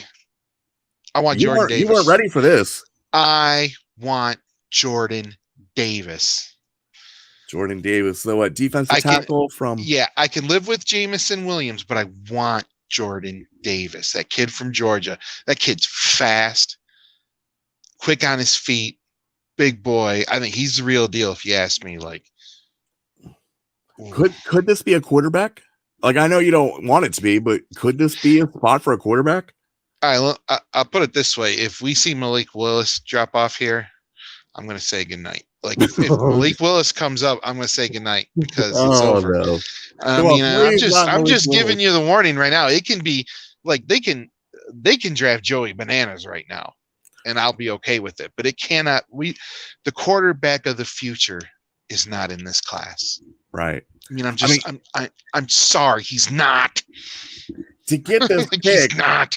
To get this pick, they had to give up probably next year's number 1 pick. Well, see, they had picks 32 and 34. Oh, they did have picks 32. Hold on, let me check. And I'm sorry, they did have picks 32. Okay. Yeah, so they had 32. Possible. They had the Matt Stafford pick and then the second pick in the second round. But listening to Detroit Sports Talk, man, they were falling in love with that Malik Willis. And it's, again, I have nothing against Malik Willis. Like, if this was next year, I mean, if this was not next year, if this was next year's draft and Malik Willis was there, and we were through year 2 of Jared Goff, I'd be cool with it. If we had to. But he's not. This isn't. Not at pick 12. There's way better talent on the board for pick 12. Like, oh man, don't do this to me, Detroit. Don't do a quarterback, please. We'll have to see. The pick is in. I mean, they obviously, even to move up from 32 all the way up, you had to give up quite a bit to get up this high. There's got to be somebody they really want that they weren't expecting. With the best fit, they're talking on ESPN, Jamison Williams, the 6'2" kid out of the wide receiver, who I like as well too. I think he would be a great fit. Move St. Brown inside and take some heat off of him. No more doubles, and make him focus on James on the outside. That'd be great too. But man, Jordan Davis, all in the middle of that, plugging that thing up, because Lions have an offensive line as long as they stay healthy. They've got some doable players. They've got a backfield. I think Jared Goff can be serviceable if he has a defense around him like he did for his time in Los Angeles. So, well, you guys do have a history of taking wide receivers in the first round. Yep, and I could see it kind of being Kyle Hamilton too, because they do need. Kyle Hamilton's just a huge, imposing safety. Yeah. I mean, they were predicting him to be almost probably a top 5 pick, and he has really dropped off. So we'll see what the I'm pick. really surprised about this. Yeah. So, yeah, you were not expecting to talk about the Lions again tonight, were you? No, I was expecting if they were to do anything that they would have gotten out of number 2. But I don't know. Who knows? The thing with all these mock drafts and stuff, people just love to come up, and play those ultimate fantasy, scenarios in their head of, if they were drafting over on Madden again, how they do it or whatever. So, but man, see Jordan Davis, that will be so sweet. Okay, well, let's see what happens. Oh, they changed the best fit. That's kind of weird. Oh, there it is. It's Jamison Williams, the wide receiver. So Card Shark Chris is staying on. Yeah, I can handle that. I can honestly handle that. A little bit of it was a rough injury. I'm not sure. I think he tore his Achilles or did something like pretty major, but he's got the size and the skill. So I'm pretty excited. It's still not Jordan Davis, but I'm happy with that it wasn't a quarterback. Wow, you can breathe easily now, Card Shark Chris. All right, let's bring on Dave back on. Now, the Eagles are on the clock. The Eagles are a team that, both of our favorite teams play twice a year. You got Jalen Hurts there. I know you don't know. You know pretty good about the Eagles, I think. What do you think the Eagles might be looking for? The Eagles were a mess. They have a bunch of holes too. I think they go cornerback. I think they're going with that best fit there. They need help on the defensive end, especially in their secondary. He's a little bit on the short side, 5'11" now for a corner nowadays. Do you think that's any concern? It's possible, but still, like, you just need to keep up with the guy, get your hands up, and most of these receivers are a little shorter nowadays anyway, so it's not going to be too big of a factor. Are you kind of surprised that Kyle Hamilton's dropped so far in this draft? I am very shocked at Kyle Hamilton. I thought for sure the Lions were going to take him to shore up their defense, especially on the safety side. Kind of surprised they went wide receiver, but once those first two went off the board, everybody's scrambling to get the next best one.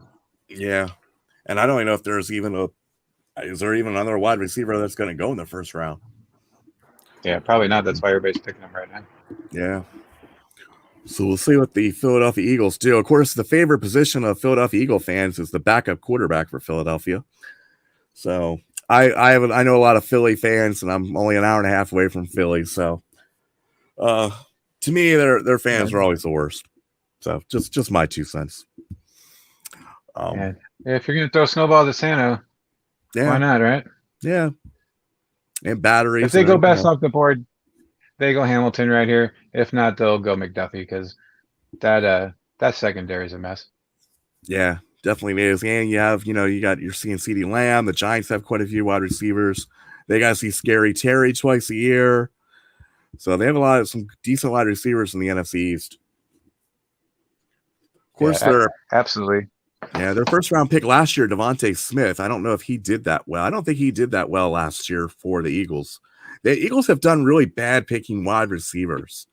It seems like Devontae did serviceable, but he was outshadowed by Cincinnati's wide receiver and his fantastic rookie year over there. Well, he was also done by his former college teammate Jalen Waddle, down in Miami. He had a better season than Smith did. Yeah, and Philly's not one of those teams that throws the ball deep down the field either. So they're gonna plot and go down the field and screen and post up, and unfortunately, it's going to be not a statistical year for Devontae, but I think he'll grow into the role.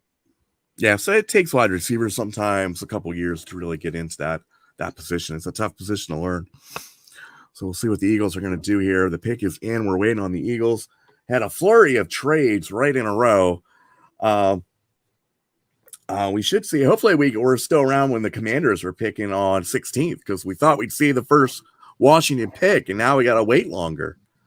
Are you happy? Are you happy Washington traded, or are you kind of a little upset that there was a guy you really wanted?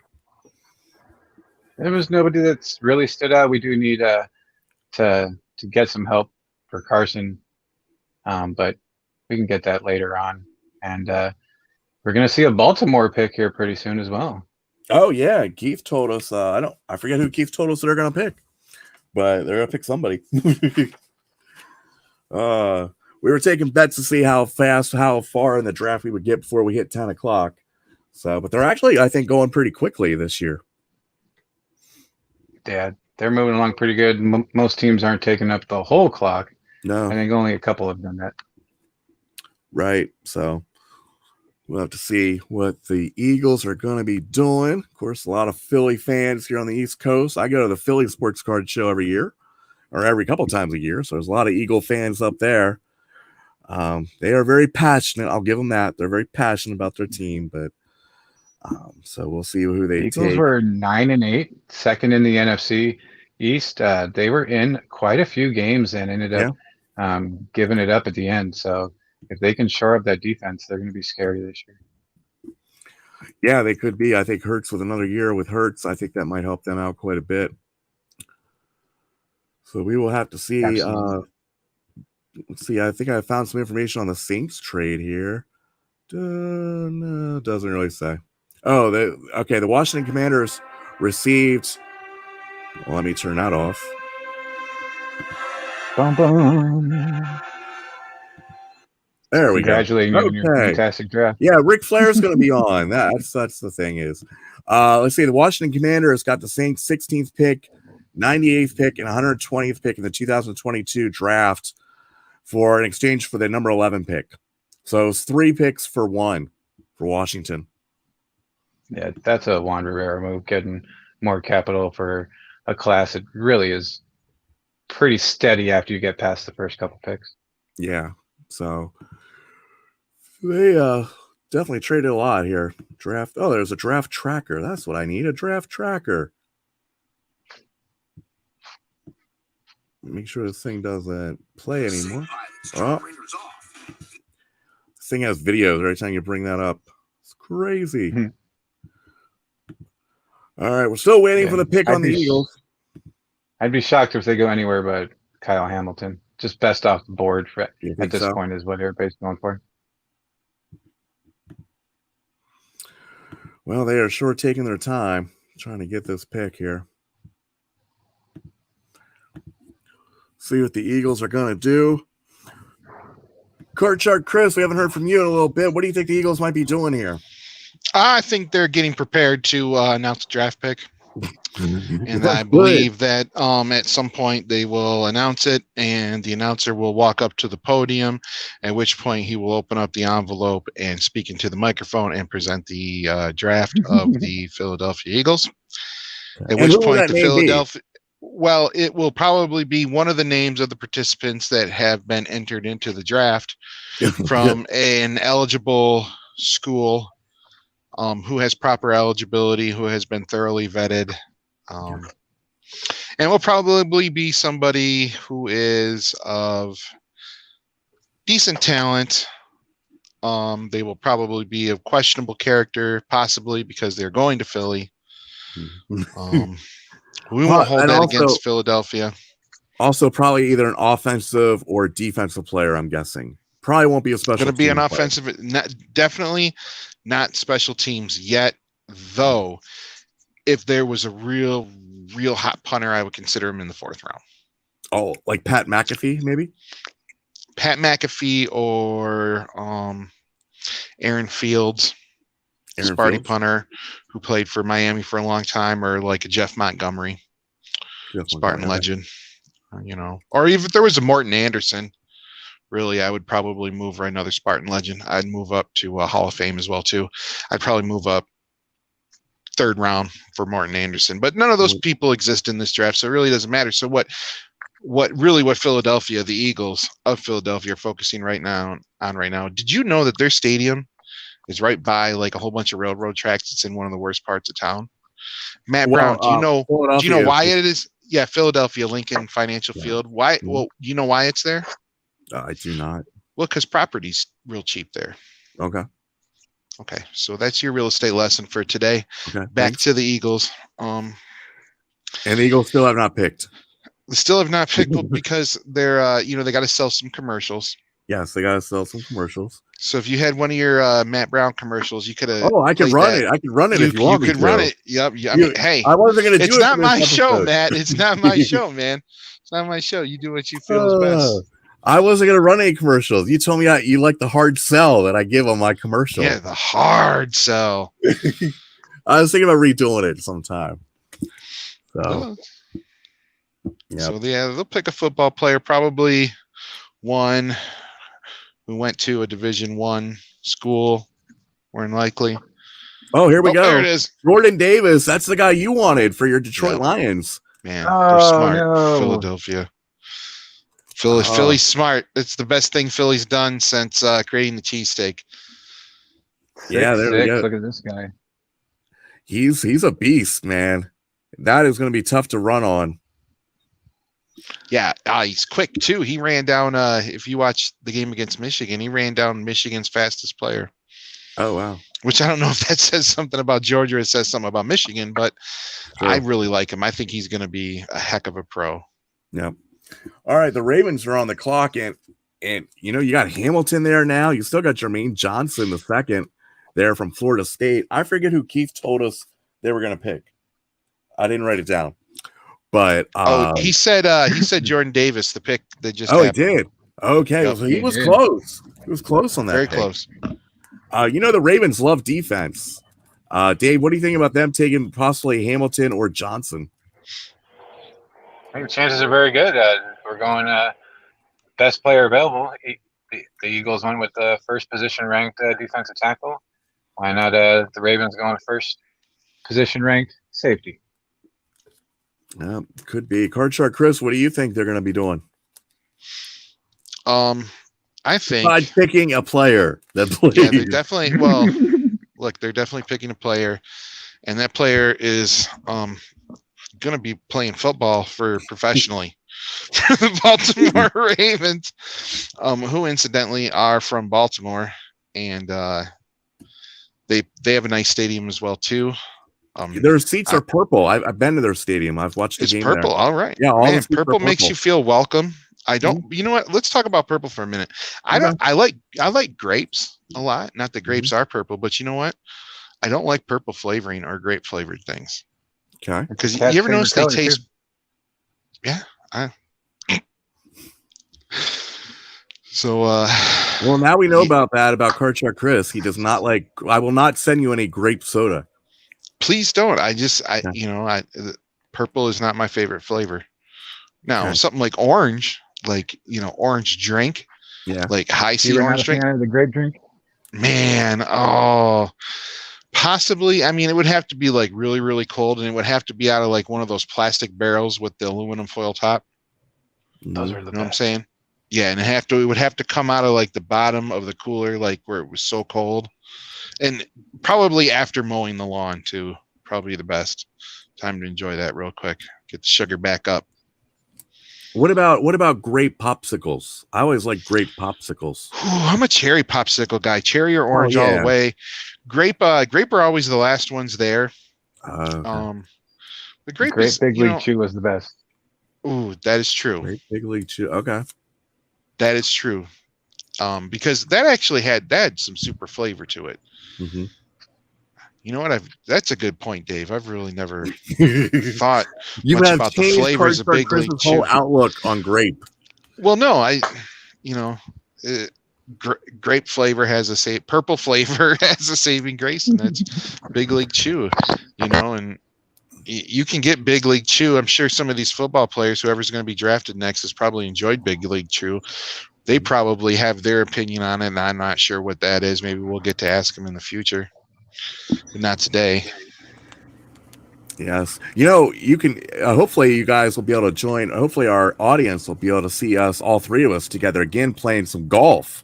Back in the day, we had a great channel of just us playing everyone's golf with this kind of banter. So a lot of it was, we don't play anymore, Matt, because you cheat really bad, and we don't want to say it to your face, but this might be the time because, oh it's man, fun for my a line while. broke. My line broke. Right? How many fish have you caught, Matt? I've caught 9. You just got here. So. Oh man, we got to play again. I think bring on Big Kurt. I think that will be a great time to bring us all back on, Dave. We're waiting on you. Heck yeah, we got to give Card Shark his lawnmower music back. I have not played that game since we played that long time ago. Oh, 25 Perez says, yes, we need more golf. See, they want us. They want us. We will get it together, 25 Perez, and we will get you going. We'll be on Zero Fox Gaming when we play golf, so look for that. And we'll figure it out when we can all get together. I didn't know there was a Zero Fox Gaming. Not many people do. That's why it's awesome. Oh, you should have told me about it. I would have actually went and subscribed. Okay, Zero Fox Gaming, the one with the big Z on it, or the Fox you see right there. I can't figure out which one it is, but it's one of those two. 5 subscribers. Click on the button. Be number 6. Yeah, Big Kurt is pitching now. You just got number 6, buddy. I just subscribed. Okay, we reignited our baseball passion and are playing as Big Kurt on Road to the Show again. I can see that. All right, man. These Ravens are sure taking a long time. Well, they missed out on Jordan Davis, so now they don't know what to do. Oh, they're taking the safety, Kyle Hamilton. I think that's a really good pick for them. What do you guys think? Yeah, he fell pretty far for being a projected number 5, so yeah, it was bound to happen where he was going to get picked up, and he goes to a great team. He's only going to make that team better. Yeah, going to look like maybe Ed Reed back there again. That's what they're hoping, I think. Yep. All right, we're up to number, I don't know what pick this is. 13? 15 coming up. 15. Oh, my goodness. 15. It is going quick. 15, we have the Houston Texans. And originally this was Philadelphia I had listed. So my sheet's totally gone. The Texans took, who did they take their first pick? They went totally out the board. Yeah. I think Jermaine Johnson might be the pick here. That would be my pick. What do you guys think? Yeah, definitely Jermaine Johnson. Defensive end. Definitely need an edge rush. They need a lot of things there, tell you the truth. But yeah, there's so many needs over there. Yeah. So what surprises do you think you guys have seen so far? What do you guys think of this draft so far? Let's start with Card Shark Chris. What do you think of the draft so far? I think it's been pretty good, actually. I think teams are making the most out of not necessarily picking the best player available, but they're definitely putting their needs first. I think the trades, the first trade caused that domino effect. And I think once, we were talking that the wide receivers started going off the board, saw some teams making moves. I'm excited as a Lions fan to have an edge rusher and a fast, speedy, good-sized wide receiver that can stretch the field on the boundary. It's interesting. There's quite a few teams this year who have 2 first-round picks. There's 5 or 6 of them. So, that's going to be really important for those teams. And I think that's kind of the way that, in some aspects, how the NFL has had some type of parity a little bit for the past handful of seasons. You've seen a lot of teams trade star play. Like last year we saw, your Lions trade Stafford for picks and the Rams won the Super Bowl. So now this year you've been seeing a lot of teams trading for players and giving up first round picks. Tyreek Hill, Russell Wilson, the list goes on. And it's kind of surprising. Before, nobody wanted to trade draft picks. And now it seems like it's the trendy thing to do is trade draft picks for star players. Yeah, I think sometimes, in that situation with Matt Stafford and what happened behind him, I think that kind of set the market up, really.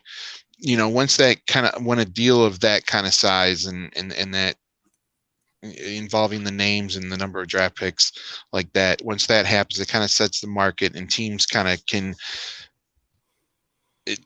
adjust their values and what they have, to go forward. So I think that's why you saw a few of the moves that you did. Yeah. Hey, what do you think? Factor as well. You get a proven guy that you're going to be spending money on versus the percentages for first round draft picks making it and actually being productive are so low that it's sometimes it's not really worth taking that chance of spending that money and wasting it basically when you can get somebody who's already proven and just needs that chance to better the team that they're going to. Mhm. Yeah, I think it depends a lot on the front office how good they are at drafting too. I mean, some teams are just really bad at drafting. You know, the Jets are not very good at drafting usually. If I was the Jets, I would be trading my picks all the time for guys because they're just not very good at drafting. All right, looks like Kenyon Green is got drafted Texas A&M. He is 6'4", 323. Offensive guard, our first offensive guard taken. And that should mean the Washington Commanders, Dave, your team is finally on the clock again. What do you think they might do here at 16? We talked earlier, they have holes to fill. They need to protect Carson Wentz, so they missed out on Kenyon Green there. They might go the second best guard as well, but they got burned in the secondary all year last year. We can't expect the front seven to do everything. So if McDuffie is there, we might take him. If there's somebody who impressed them a little more, we might take them as well. But I think they figured most of these guys were going to last to 16 where they traded down to. Yeah, you don't think is their front four pretty good at Washington? Yeah, we have Young, who's second year back from his Achilles. Yeah. Jonathan Allen on the other side. So our front seven is good. We need a middle linebacker since Jamin Davis is moving back outside. Mm-hmm. But I think we can get that free agency or after somebody gets cut. And Washington's pick is in already. They knew exactly who they want. So you don't think they're going to go Jermaine Johnson then? No way. Okay. We will see what happens. Pick is in for Washington. The Commanders. They're in their owner's in some legal trouble, I think. Isn't he, Daniel Snyder, I've been reading? All over the place, man. From he actually a few years ago got like his wife had to take over because of the things that were going on, and then they got caught embezzling money just last year. So it's just trouble all around. Well, it's one way to get rid of your owner is have him just be a complete idiot. Mm-hmm. Yeah, their team is the one that got caught in the Raiders email scandal because Gruden was emailing one of our executives. Yep. Crazy times. Are you a big Daniel Snyder fan, or you're not a big fan of his? Ideally, I think he's trying to do what's best for the team, but he's doing it in all the wrong ways. Yeah. Well, we're waiting on the Commanders pick. Card Shark Chris, who do you think the Commanders might pick? They could go Johnson, or you think maybe the corner Trent McDuffie? I would think they would go with a football player. They're they're definitely going to go with a football player. Man, I don't really know, tell you the truth. I see, the McDuffie kid, I guess, is all right. 5'11" is decent size. They seem to be like the two best players available right now. But I think Dave said it the best. He's the Washington fan. Yeah. Could it be a quarterback? When are we going to see our quarterback? Does anybody here on the list think when we're going to see one of the quarterbacks go? 20 or later. I don't think they go to second or third round. Maybe. Oh wow, Steelers? Second round. Wow. What about Pittsburgh Steelers at 20? And it's possible, but most of these guys are going to be career backups, clipboard holders at best. Boyd's got a good, interesting fact. The last time there wasn't a quarterback taken the first round was 1996. Wow. That's interesting. It will probably happen again, Boyd. Let's see who was part of the 96 draft class. David. Let's see here. 1996. That Klinger I was thinking 2013, but then even somebody was taken in the first round then. So yeah. All right, the pick is in for Washington. We're still waiting on it. 1996 draft class. Let me look here. Oh, that's the NBA draft class. That's not going to help me. Was that Klinger? I think that might be David Klingler's year.